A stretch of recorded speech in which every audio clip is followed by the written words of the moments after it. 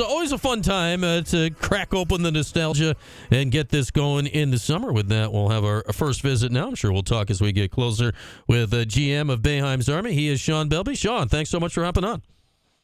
Appreciate you having me, Brian. All right, so the news officially dropped yesterday. That I'm sure you've known it for a little longer than that. Well, what's it like here to have this back this summer after a year off?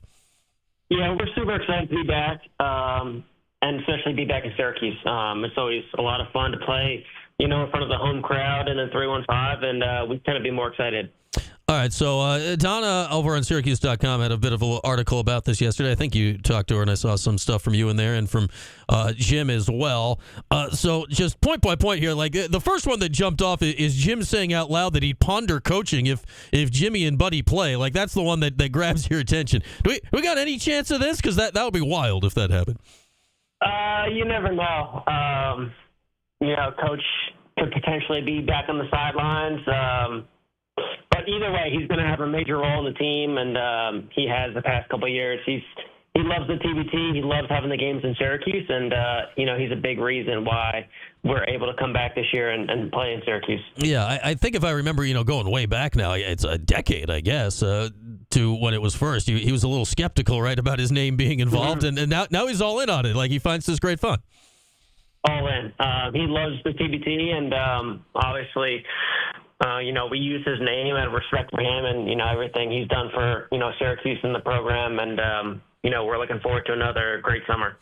And, the big thing that you do with this team is put together the roster, which, it's like assembling a puzzle, right? When you don't have the picture of the puzzle you're trying to put together because you have no idea who's going to be available and whatnot, and you want to get Cuse guys. And I know Elijah Hughes has already said he's down this year. What does having Elijah do to get you kickstarted on this? It helps us a lot. Just have a player of his caliber, set the tone and be the first one to commit to the team and say that I'm in. It's going to help us recruit a lot of the other guys.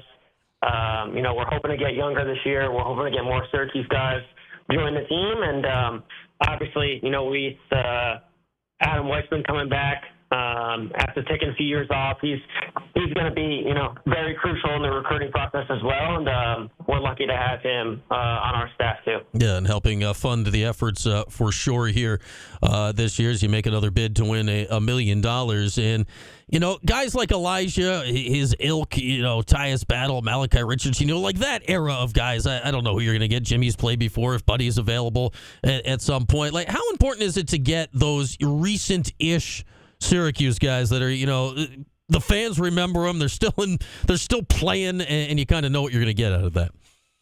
It's really important. Like you said, it's 3 games in 5 days at some points during the tournament. So you need younger guys who have fresh legs, that don't need much rest and recovery and could potentially play back to back. So, like you said, having an Elijah, maybe a Tyus or Malachi. Guys who play at a super high level overseas, but can come to the TBC, contribute, and obviously who are Cuse fan favorites help as well. I look at Buddy. I mean, Elijah's doing it this year, so I guess that half answers the question. But you look at Elijah; he's in the G League right now. Buddy's in the G League. Cole Swider just got re-signed to the G League last week or 2 weeks ago, whenever it was. How tricky is that part of it to navigate when there's the timetable of NBA Summer League?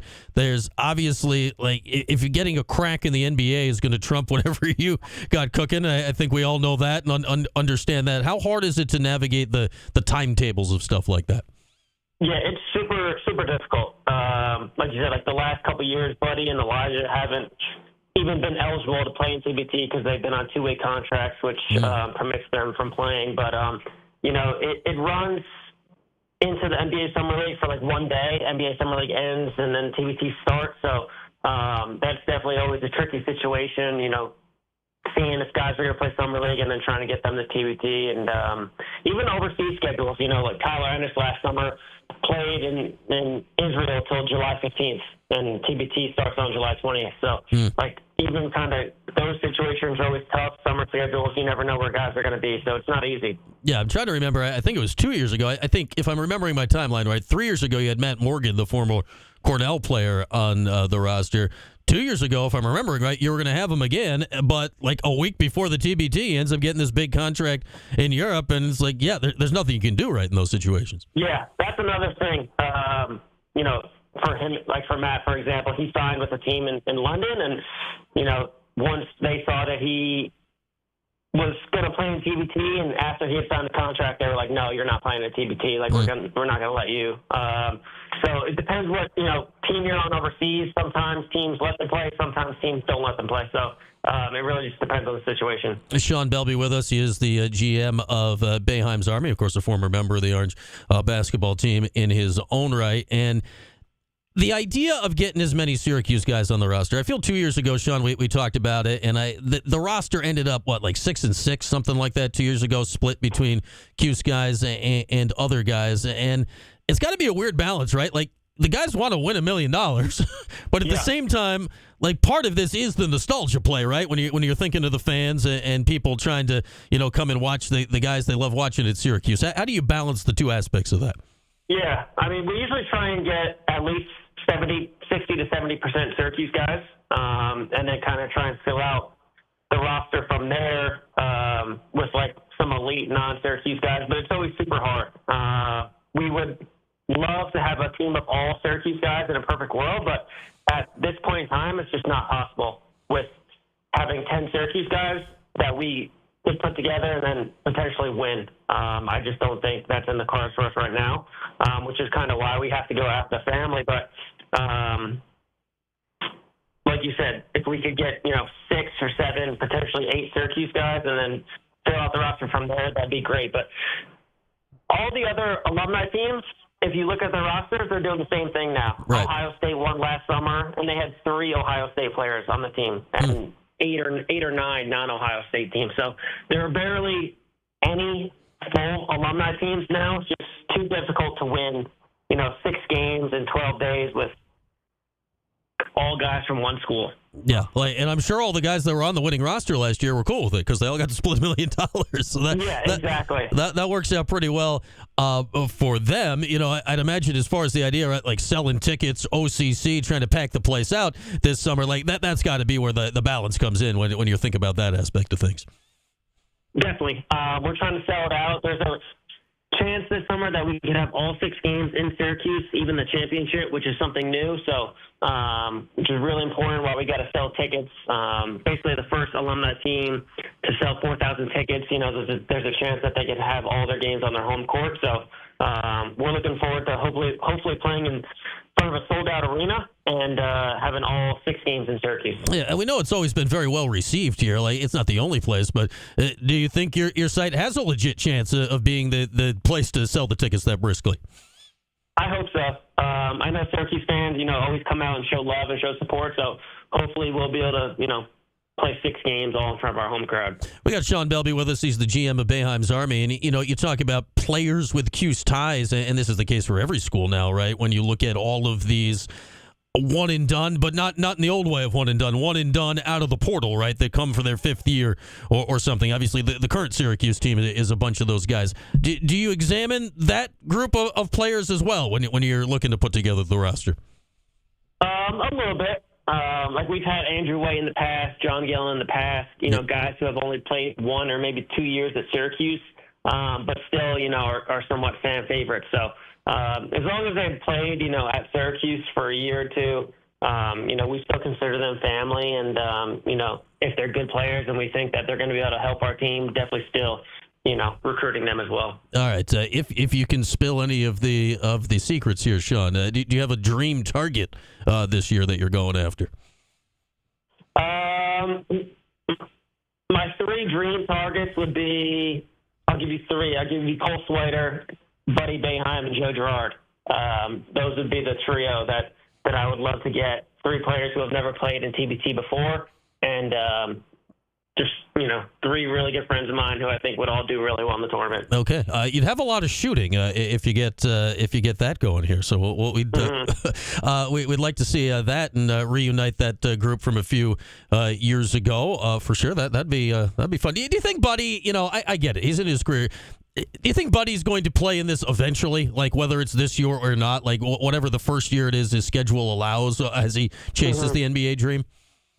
I think so. I think he wants to play in it, just like you said, whenever his schedule allows it to. But obviously, if he does suit up, whenever he does suit up, it's going to be, super special, obviously, to have him and Jimmy playing together again, in front of the Syracuse crowd.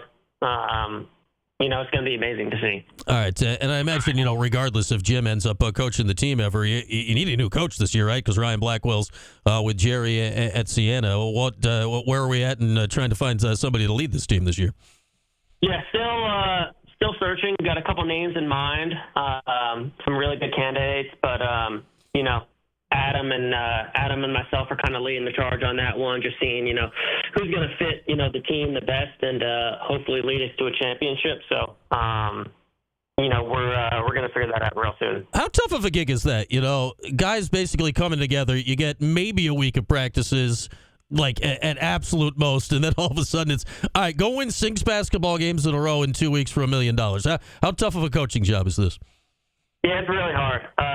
We usually only practice for 2 days, maybe 3 days max. Yeah. So it's not easy to get everything together in that short amount of time to get the guys on the same page. So, it really just comes down to, who wants it the most and who's going to go out and play the hardest. So hopefully that's going to be up to us this summer. All right. Good stuff, Shaun. Always good to chat. I'm sure we'll catch up again as we get closer and the roster starts to fill out a bit, but always look forward to this every summer. And thanks for hopping on for a few.